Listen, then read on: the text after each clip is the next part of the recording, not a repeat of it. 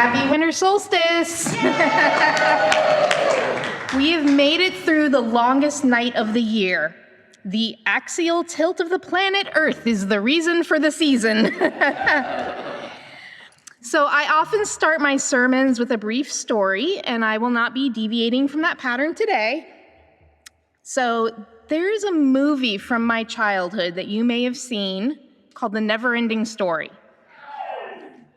It is based on a book by German author Michael Ende, and there is one specific scene where after the destruction of a beautiful magical world called Fantasia, the hero of the story, a little boy named Bastian, and the childlike empress of the fantasy world are sitting in the darkness, planning the recreation of their world.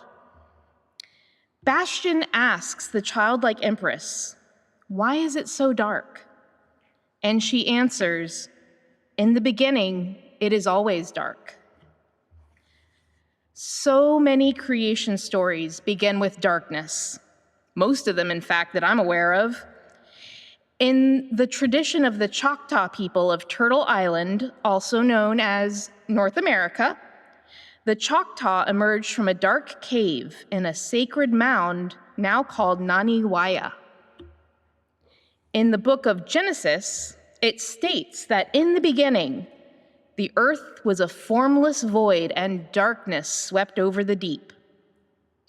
In the lore and sagas of Scandinavia, it tells of Ginnungagap, a primordial gaping void of darkness, darkness that is rich with the power of creation. So today, I would like to speak to you of the joyful and creative power of darkness, and I'm going to start with a brief meditation. So I invite you to get comfy, get your wiggles out real quick. You can keep your eyes open, you can bring them to a half gaze, or you can close them, whatever feels comfortable and safe. Take a deep breath in and out. Imagine you are a seed. You are buried deep in the earth. You are in the domain of darkness, and your companions are the insects, the worms, the mycelium networks of the local mushrooms and fungi, and the roots of the plants you will one day grow to become. This is ultimate darkness. No light penetrates.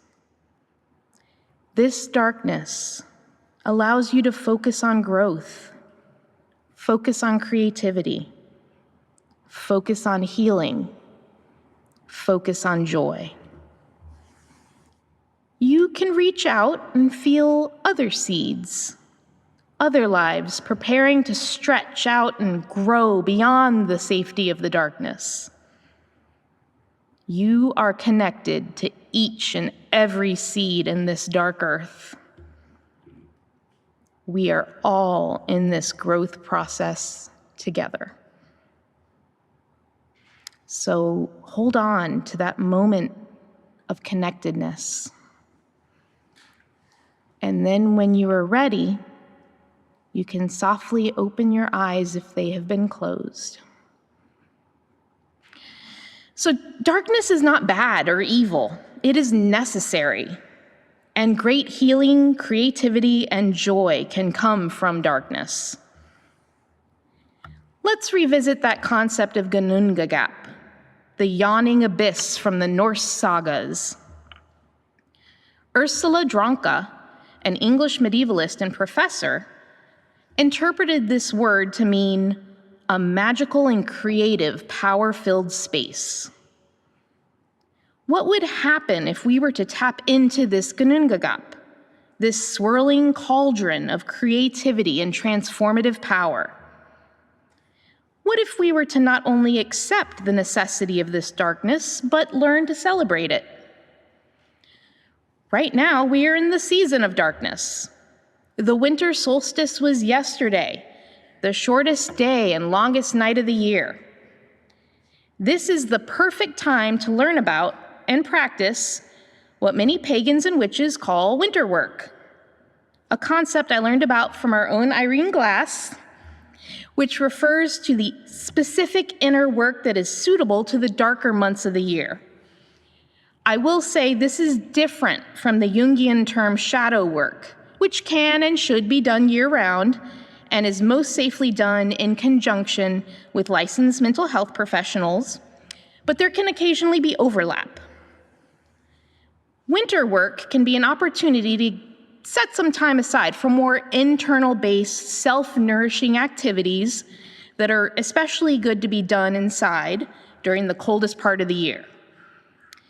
The Danish have it right with the concept of hygge, a word referring to that feeling of cozy contentment that is so applicable to this type of work. If you have any trouble conceptualizing the definition of that word, I invite you to think about a roaring fire and a sturdy stone hearth crackling away while you sit in a comfortable armchair, perhaps bundled in a soft blanket, with a cup of hot tea at your side, while you dive into a book on your favorite subject, be it metaphysics, geology, true crime, no book shaming here. In her September 2019 blog post on glasswitchcottage.com, Irene writes, "The dark season is a wonderful opportunity to spiral inward. The green world around us will appear to slip into death or sleep.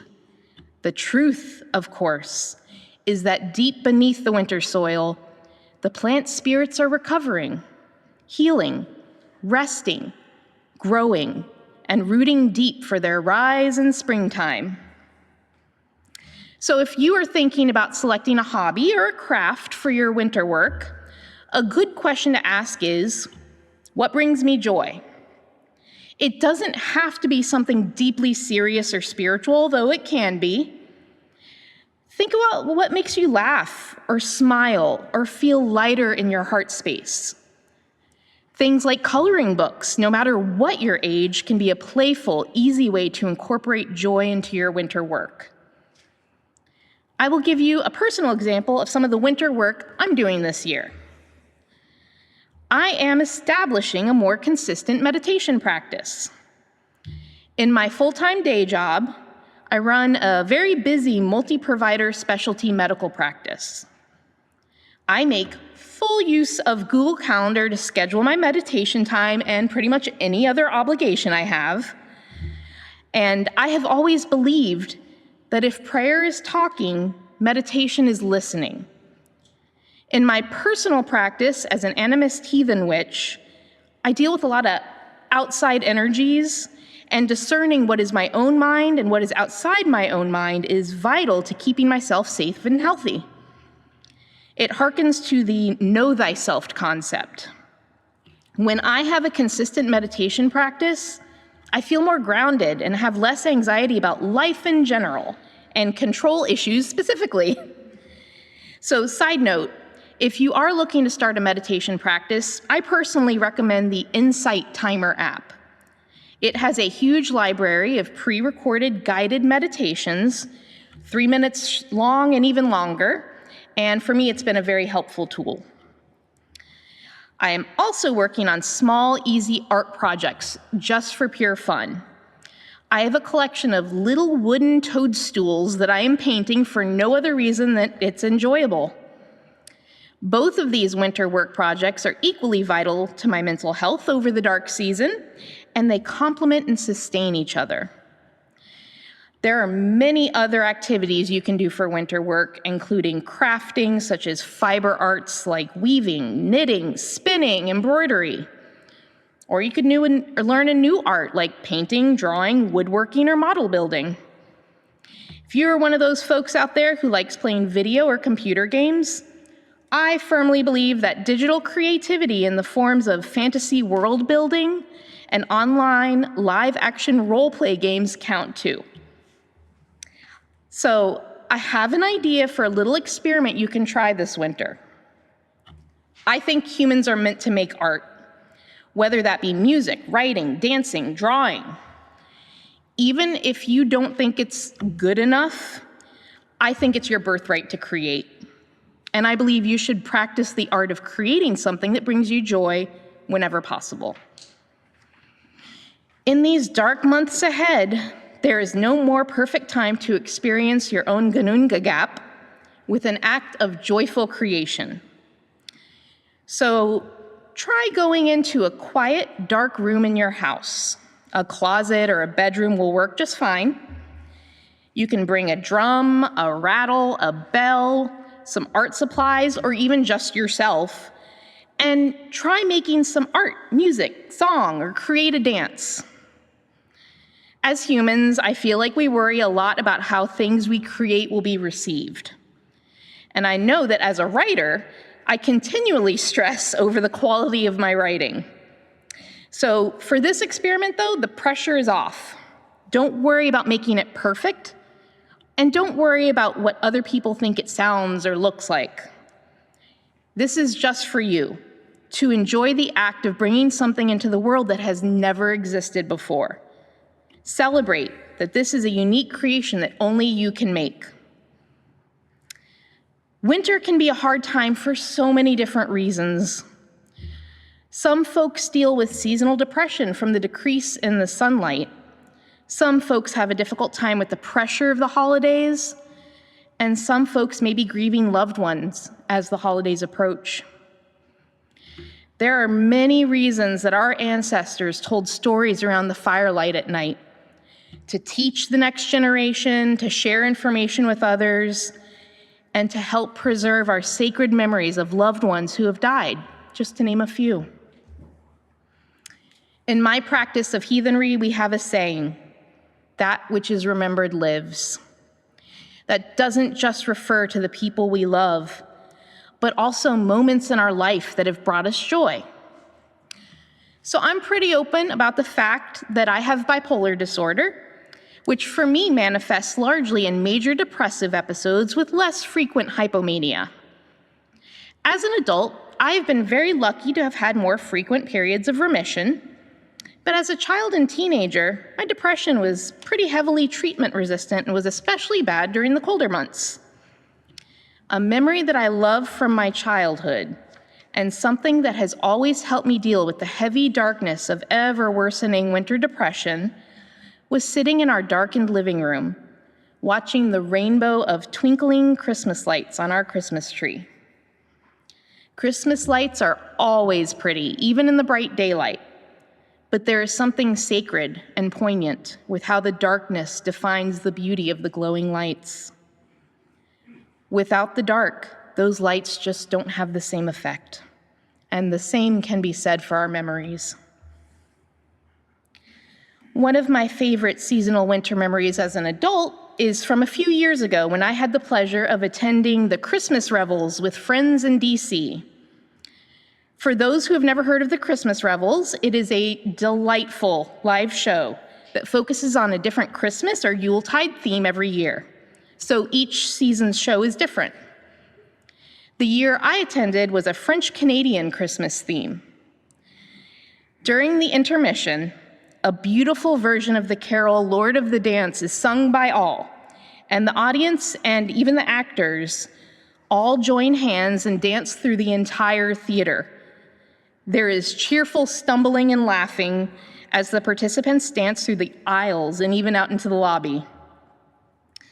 Folks who stay seated are participating fully as well by cheering and singing along.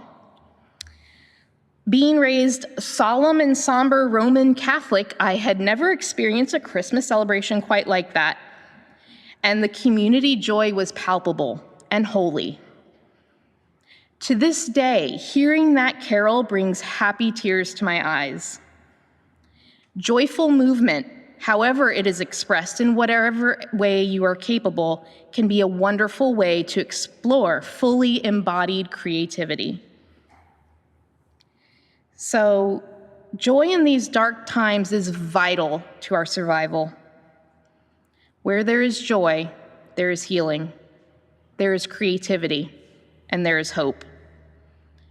These concepts are inextricably linked for me. One begets the next in a beautiful spiral of events that feeds our spirits our bodies, our minds, and our communities.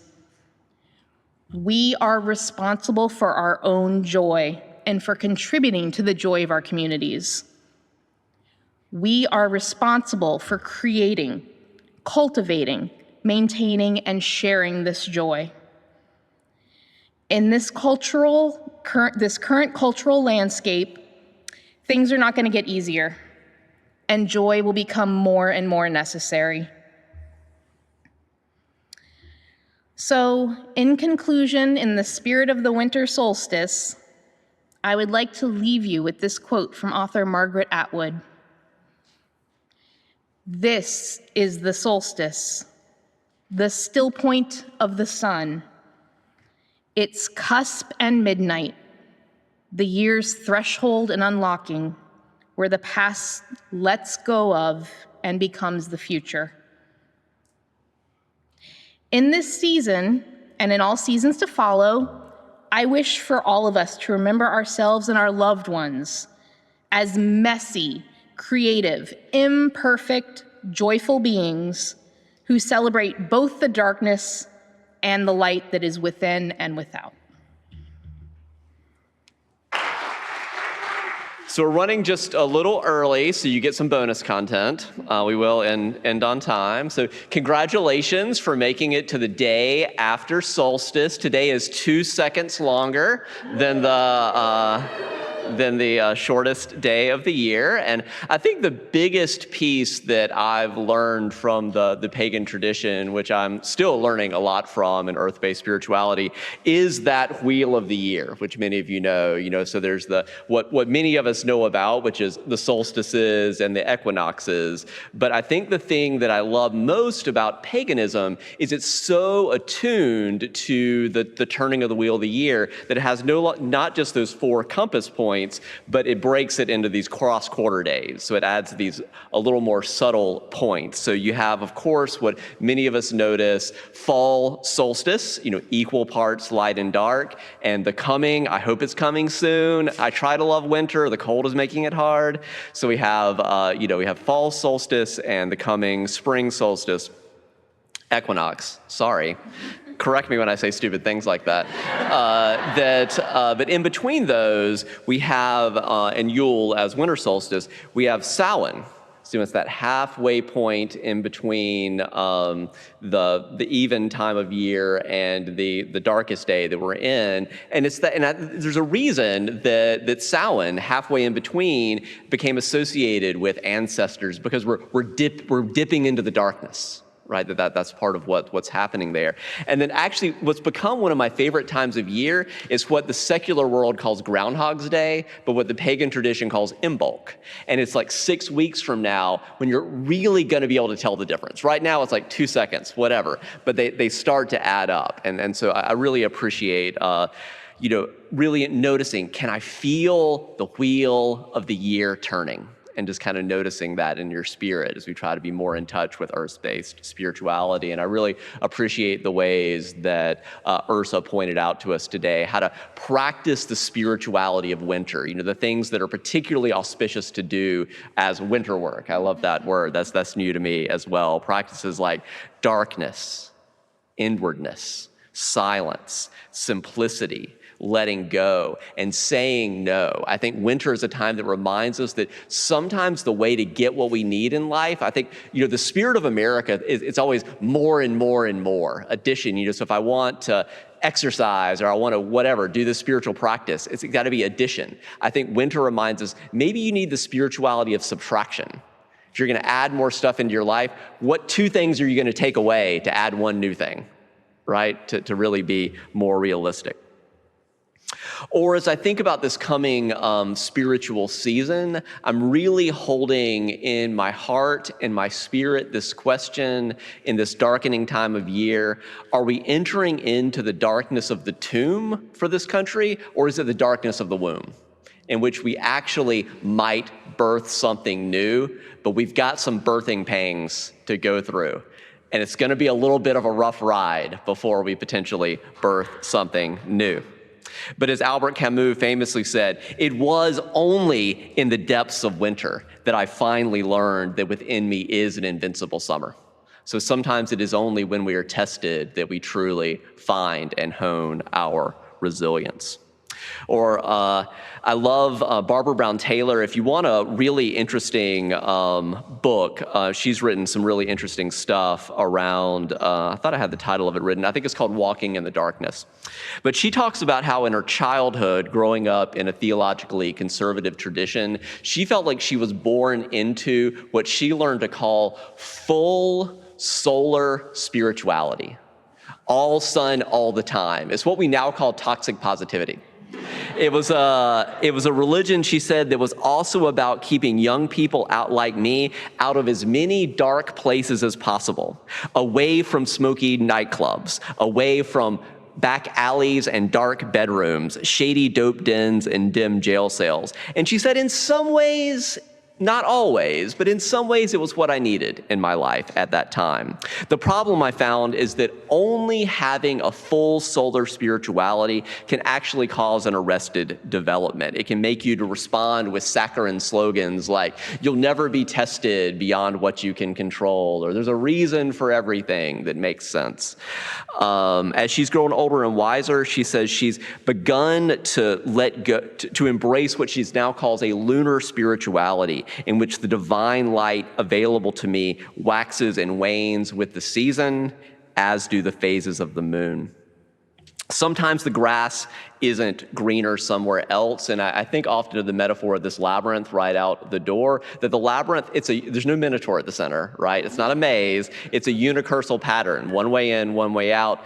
And I think the metaphor of the labyrinth, it invites you to go deeper into the life you already have, and not necessarily seek the grass greener somewhere else. Or with this idea of darkness, I also think about how if you've ever been somewhere that doesn't have light pollution, which increasingly with all this building in downtown Frederick, in downtown Frederick you can see if you can see double digits of stars, you're lucky, right? Like it's usually single digits of stars. If you're somewhere without light pollution, you can see 27,000 stars.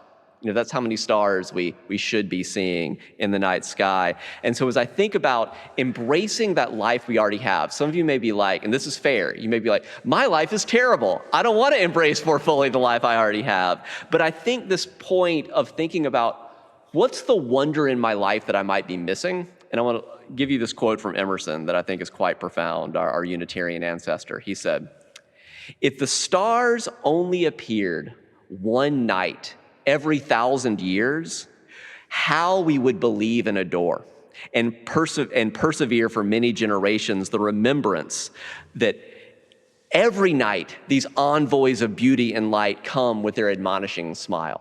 It's like if they came once every 1,000 years, it would be this wonderment, but they come every night, so we take them for granted.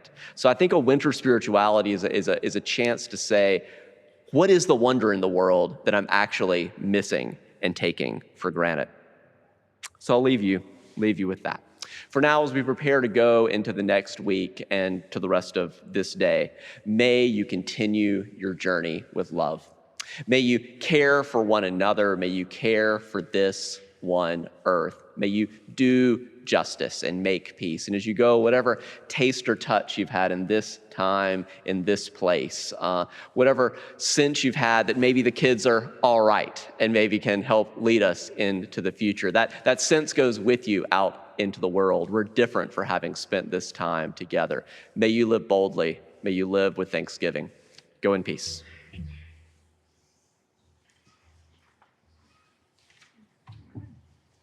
That's it.